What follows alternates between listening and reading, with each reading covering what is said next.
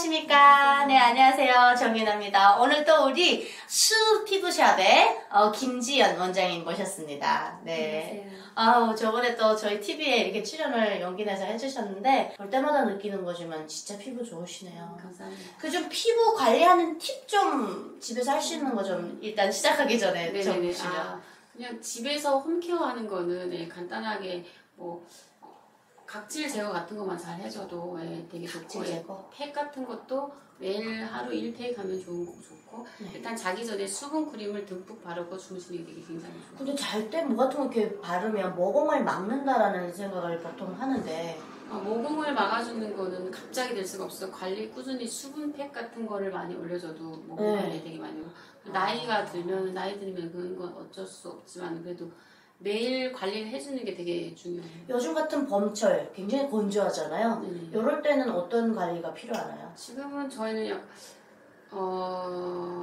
듀얼 물방울 소닝이라고 요즘은 피부 일반 샵에서도 할 수 있는 관리거는 물론 저희 샵에도 하겠습니다. 기계로 하는 거죠? 기계로 하는 건데 피부과에서 하는 거랑 똑같지만 저희는 샵이다 보니까 병원 기기는 안 되고 해서 일반 미용 기기용으로 나와서 요즘 그래서 그런 것도 많이 해주시면 물광 피부도 만들어주고 되게 굉장히 모공 관리도 다 되고 큐어에 되게 좋습니다. 우리 김지연 원장님 저번 편을 못 보신 분들은 보고 이쪽으로 오셔야 됩니다. 지금 들어보면 제가 들어본 탈북민들의 탈북 스토리에는 하나도 매칭되는 게 없었어요.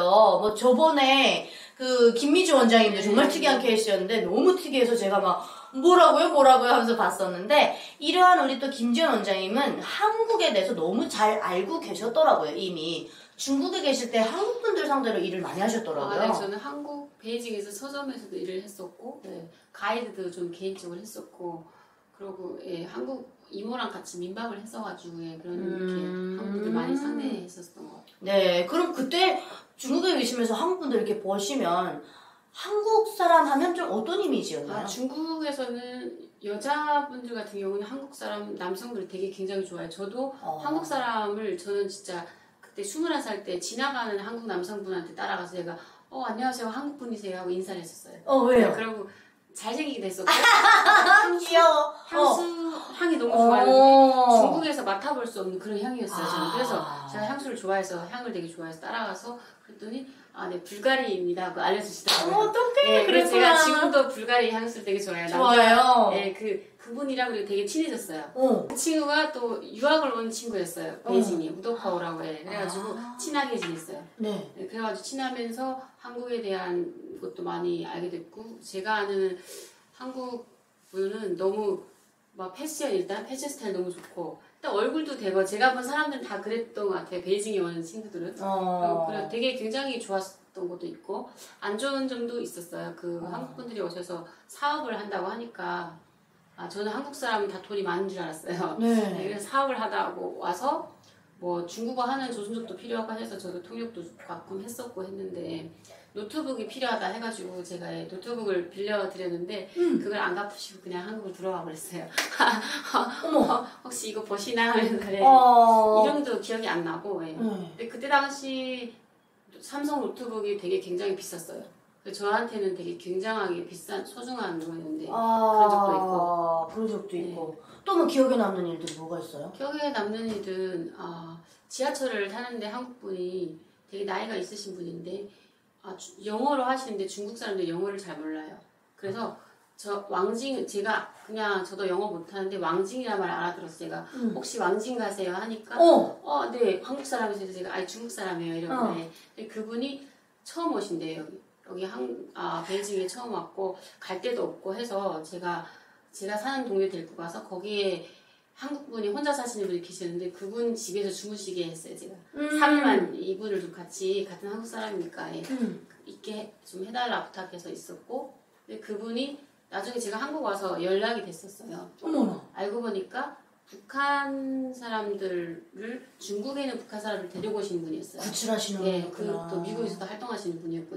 그래서 제가 이메일을 알아가지고 하나원에서 이메일을 보내가지고 그분이 그때 책도 보내주셨고 하나원에서 이렇게 얘기도 해주셨고. 그분은 놀라셨겠다. 지금은 나이가 많으셔서 근데 그분이 그때 너무 고마웠다고. 저도 그때 당시에 내 신분을 밝힐 수 없어가지고 말 못해서 그때 얘기했으면은 자기도 많이 도와줬었는데 하더라고요.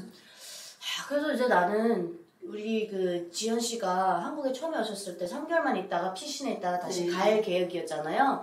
그렇게 해서 베이징을 갔는데 정작 내가 알던 베이징이 아니었다라는 거죠. 저도 제가 탈북해서 중국이 너무 멋있었던 인상밖에 없었어요. 근데 2018년에 제가 일 때문에 베이징 딱 나갔는데 그 모습이 아니더라고요.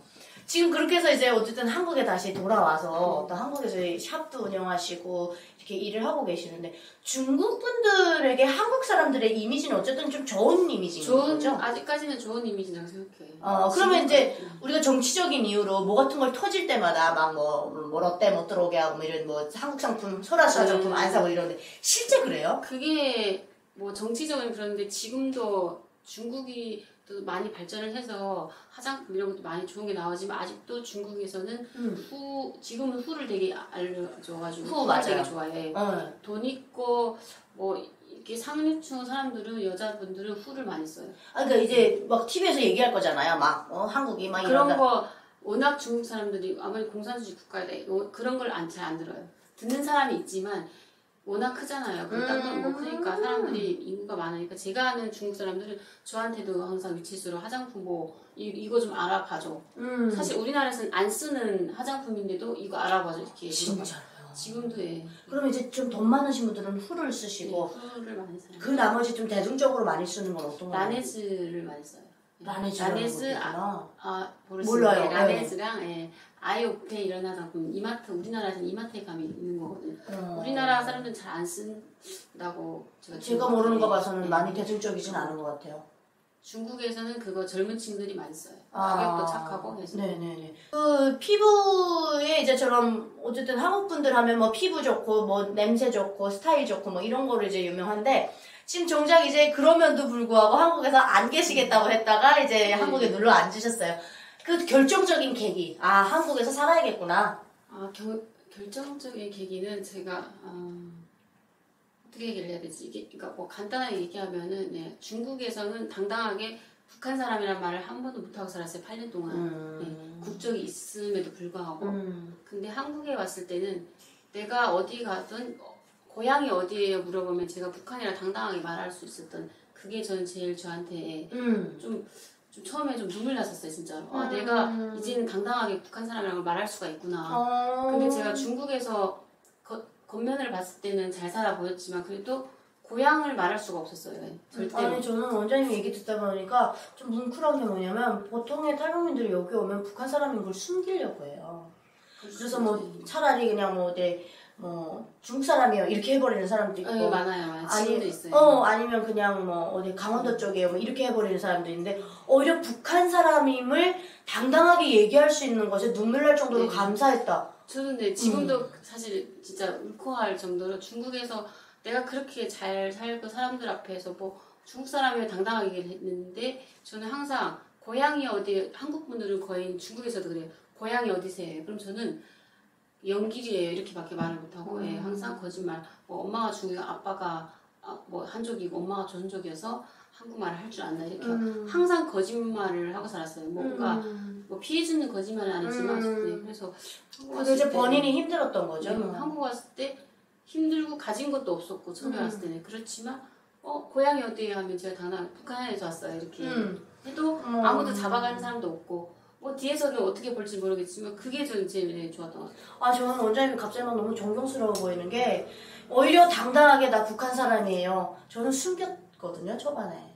어디서 왔냐 그러면 영어를 하니까 저는 교포입니다. 그럼 교포 어디냐 그러면 미국입니다. 뭐 이렇게 하든지 캐나다입니다. 이렇게 거짓말을 했었어요.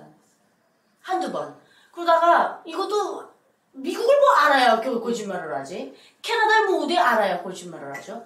근데 이제 뭐 예를 들어서 그럼에도 불구하고 한국 사람들 다 아는 걸 모르는 때가 있어요. 뭐 63빌딩에 갔대. 63빌딩이 뭐예요? 이런 거 있잖아요. 그러면 이 사람 교포 아닌데 이렇게 되는 거예요. 그래서 제가 그때 제 자신이 북한 사람이라고 얘기할 때까지 많은 용기가 필요했거든요.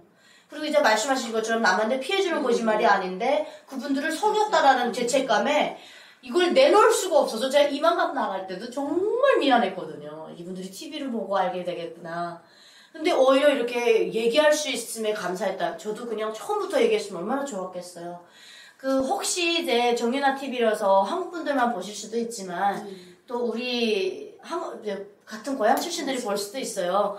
우리 김지현 원장님은 오히려 이렇게 북한 사람이라는 걸 당당하게 얘기하는 걸 이제 되게 감사해하셨는데 어떻게 그런 이제 좀 어떻게 본의 아니게 속이신다고 해야 될까요? 저도 당당하게 얘기하는 걸 감사하게 생각하고 말을 했지. 그게 감사하고 그게 한국에 있는 이유기도 하지만 근데 삶에서 솔직히 삶에서 저도 거짓말을 했어요.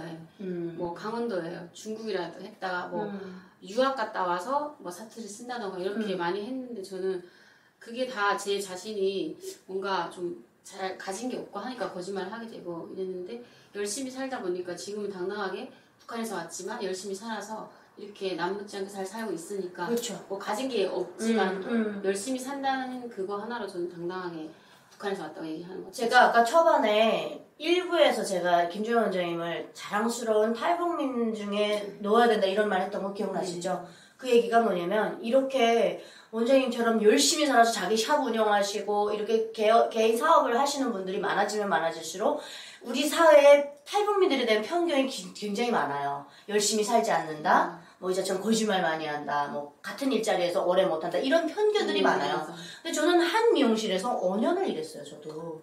그리고 한 번도 옮긴 적도 없거든요. 그러니까 이러한 한두 명 때문에 생긴 편견들을 오히려 이런 원장님들, 김미주 원장님이나 우리 김지연 원장님들 같은 분들이 잘 삶으로써 선한 영향력이라고 하죠. 굳이 내 입으로 나 잘 살고 있어요. 탈북민들 정말 열심히 살아요. 세금도 많이 내요. 이럴 필요 없이 누가 봐도 멋진 사람이 되는 거죠. 그러니까 우리 탈북민들 34,000명이 다 감사해야 하는 그런 분들인 거예요. 뭐 물론 저 나름대로 저도 열심히 살고 있지만 정말 이런 분들 인터뷰할 때마다 괜히 제 자신이 막 너무 작아지기도 하고 존경스럽고 뿌듯하고 이런 마음이 듭니다.